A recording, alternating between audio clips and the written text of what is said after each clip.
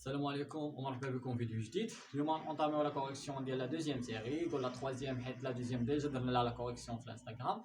داكوغ غنحاول نغالونتي يعني لا فيتيس باش يلاه توصل لكم لانفورماسيون حيت لقيت لي كومون قريت دي رومارك في لي كومونتير دونك جو في ان بتي بو ماميليوري. داكوغ دوزيام دي شوز هاد لا سيري علاش كنخدموها سبيسيفيكومون بالنسبه ليكسبلوطاسيون دي كونيسونس غنديرو ديال لايف في الانستغرام. هذا سيري ديال سلمون تيستي لي كوردينيسيونس غير باش هذوك لي زانفو تستوكاو في الراس يعني ما تبقاش تلقى دي ديفيكولتي par la suite. D'accord? On va commencer par la première question de définition, les termes suivants qui sont la respiration cellulaire, le hyaloplasme, fermentation, etc., etc. On va commencer par la première définition qui est la respiration cellulaire. Il faut savoir que pour les définitions, il faut citer le lieu, le rôle et la structure.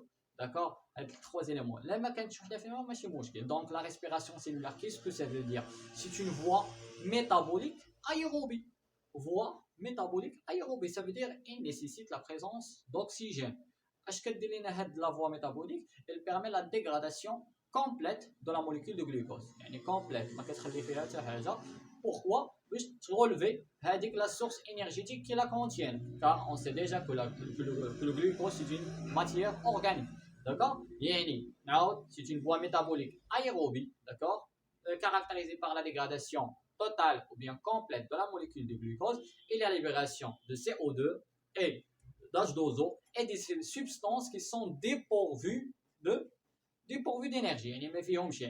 Les substances minérales sont dépourvues, يعني ما بقاتش فيهم l'énergie. D'accord? علاش؟ حيت روليفينا كاع l'énergie اللي كانت مثلا في هذيك la molécule de glucose. D'accord? Comme vous voyez, la définition, il faut la prendre par cœur. Donc, نقدروا نزيدوا حاجه اخرى يعني l'organique qui intervient et la mitochondrie. Donc la deuxième définition c'est le hyaloplasme. Qu'est-ce que ça veut dire le hyaloplasme? C'est une phase liquide ou bien c'est une substance liquide dans laquelle baignent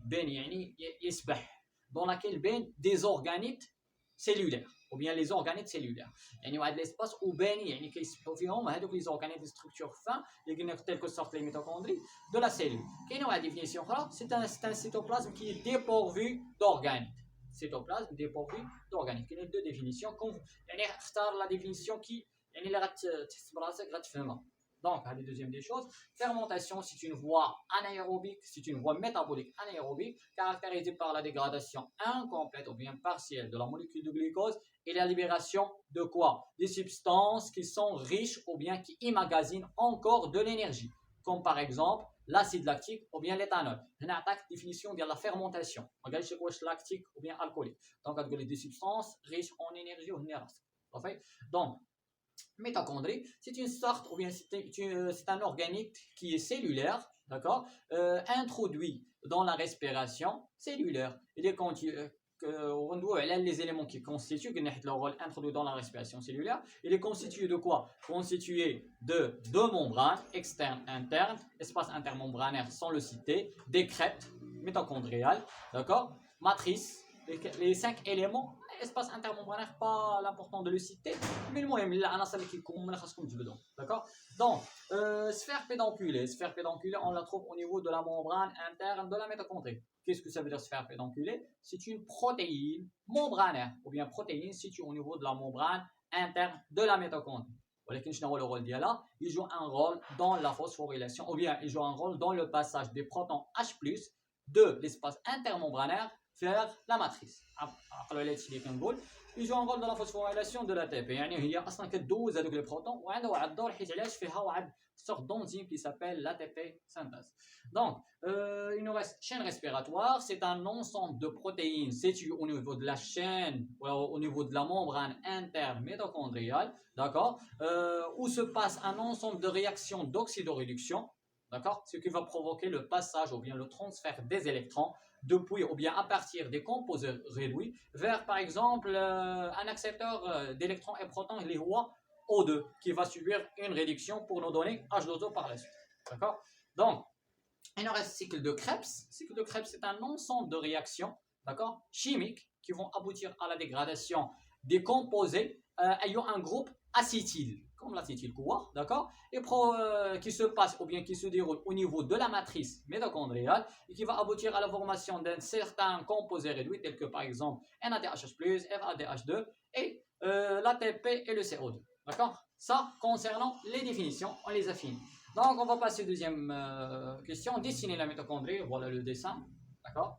Citer les caractéristiques de chaque compartiment de la mitochondrie, c'est une question très importante. Les membranes, il y a la membrane externe, il joue un rôle de, c'est une membrane qui n'est pas, seulement c'est une couche phospholipide, d'accord. Il ne permet pas la sélectivité, ça veut dire elle laisse passer n'importe quel élément, d'accord. Si vous vous rappelez un petit peu bien, on a parlé de comment on a eu 36 et 38 ATP. C'est une question de navette. La navette a pu passer à travers la membrane externe. Ça veut dire qu'il n'y a pas de sélectivité, il n'y a pas une sorte de barrière qui va empêcher les éléments externes à pénétrer à l'intérieur de la cellule. Vous voyez la différence?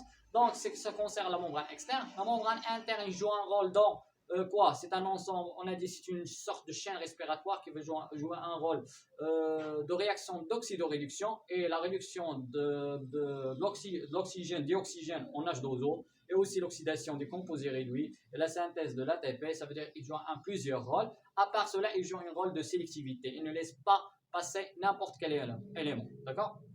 Concernant les crêtes c'est une sorte de repliement de la membrane interne de la mitochondrie. Il contient un certain nombre de protéines membranaires. La matrice, c'est une sorte d'espace où s'effectue un ensemble de réactions, d'accord, biochimiques. Donc, cycle de Krebs, on peut le citer aussi, c'est un ensemble de réactions biochimiques. Donc, ça concerne la question 3. Finalement, la question 4, donner les caractéristiques de la fermentation. La fermentation a deux caractéristiques. Elle se passe toujours dans un milieu anaérobie, d'accord, sans la présence d'oxygène, et aussi elle permet de former des résidus organiques qui emmagasinent encore de l'énergie, tels que par exemple l'acide lactique et l'éthanol. Ils sont riches en énergie, ça veut dire qu'ils contiennent encore de l'énergie, qu'on peut la dégrader, les dégrader pour nous donner cette énergie, d'accord. Donc ça concerne la première question, on l'a fini, d'accord, c'est une sorte de culture générale. On va passer à la deuxième question. C'est quelque chose de banal. La structure chimique du glucose, l'acide pyruvique, l'acide lactique et l'éthanol. Glucose, C6H12O6. Voilà. L'acide pyruvique, CH3CO, COOH. D'accord. L'acide lactique, CH3, CHOH, COOH. Et finalement, l'éthanol, CH3, CH2OH. Lorsqu'on va faire la régulation ou bien faire l'équilibre entre l'équation, on va remarquer que l'éthanol nécessite le rejet de CO2 parce que l'acide pyruvique, il contient environ 3 atomes de carbone, d'accord. Si on fait un petit peu le calcul, il nous manque un seul atome de carbone, d'accord. Ça sera forcément le CO2, C2CO2, d'accord. Ça concerne la deuxième question. On va passer à la troisième. Ça concerne le deuxième exercice, la deuxième question. Écrivez les réactions globales de la respiration cellulaire. Comme vous voyez ici, je vais la noter, ça sera mieux. C6H12O6 plus 6O2 plus 38 ATP plus 38 PI, ça va nous donner 6H2O plus 6O2 plus 38 ATP. D'accord? Une petite remarque, lorsqu'il vous demande la réaction globale de la respiration cellulaire au niveau du muscle squelettique ou bien au niveau du cerveau, il faut essentiellement de mettre 36 ADP, 36 PI et ici mettre 36 ATP. Parce qu'on obtient 36 ATP au niveau du muscle squelettique et au niveau des cellules nerveuses. D'accord? Donc, la glycolyse, c'est quelque chose de simple. C6H12O6, avec quoi? Avec un accepteur de protons qui est le NAD+, ça veut dire 2 NAD+, plus 2 ATP, 2 ADP, plus 2 PI, ça va nous donner 2 acides pyruviques, 2 CH3, COCOH, plus 2 NADH+, plus 2 ATP. D'accord? Concernant l'oxydation de l'acide pyruvique, c'est ça la chose la plus importante qu'on doit la traiter. Il faut savoir que l'acide pyruvique, elle a deux voies. soit elle va pénétrer à l'intérieur de la mitochondrie, ou bien il va rester dans le hyaloplasme. Pourquoi il va rester dans le hyaloplasme? Pour nous donner des résidus organiques tels que sorte l'éthanol ou bien l'acide lactique. D'accord? Pour obtenir l'acide lactique, par exemple, il faut savoir que la formule chimique de l'acide lactique, c'est CH3, CHOH, COOH. D'accord? Bon, comme vous voyez ici, l'acide pyruvique, c'est CH3, CO, COOH. Si on veut se déplacer de l'acide pyruvique vers l'acide lactique, si on veut équilibrer cette équation, on va trouver qu'il y a ici 3 atomes de carbone, il y a 3 hydrogènes, oxygènes et un hydrogène. Là, il y a combien? Il y a 3 atomes, ou bien 3 hydrogènes, un hydrogène, un hydrogène, ça veut dire le total, c'est 6. J'ai oublié celui-là. Donc, 6 hydrogènes, 3 carbones et 3 oxygènes. Là, comme vous voyez, il y a 3 carbones.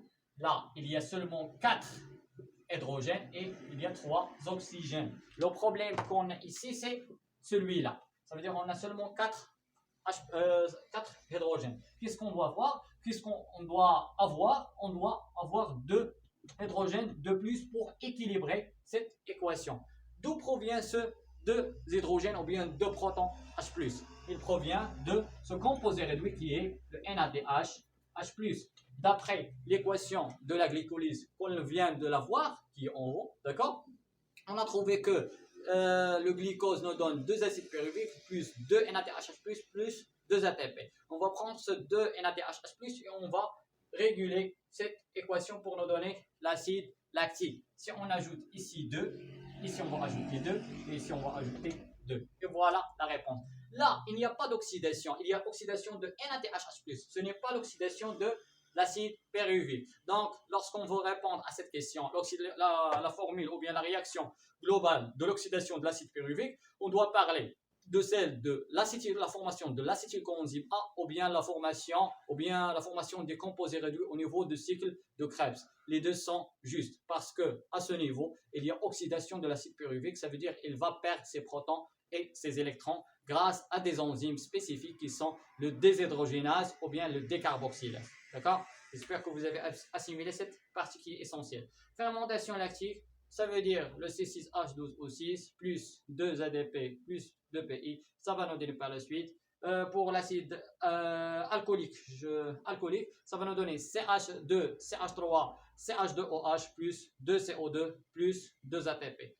Lactique, ça va nous donner 2 CH3, CHOH, COH plus 2 ATP. D'accord? La différence entre alcoolique et lactique, c'est la présence de CO2. Ça se concerne la deuxième question. La troisième, déterminer la nature des réactions suivantes. La première, NAD+, plus 2 électrons, 2 protons. Là, on parle de quoi? On parle de la réduction de NADH+.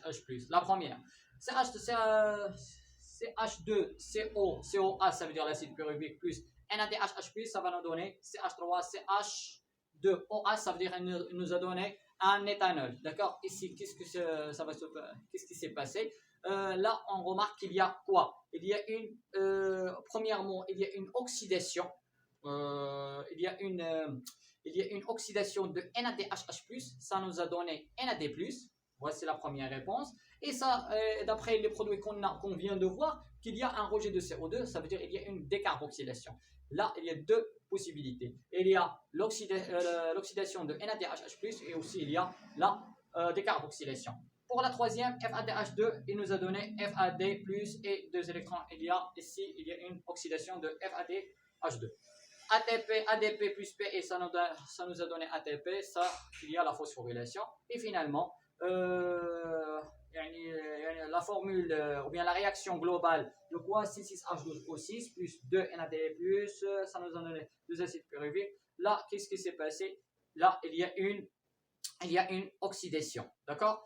Il y a une oxydation tant il n'y a pas de perte il y a une oxydation de C6H12O6, ça veut dire qu'elle a perdu ses protons.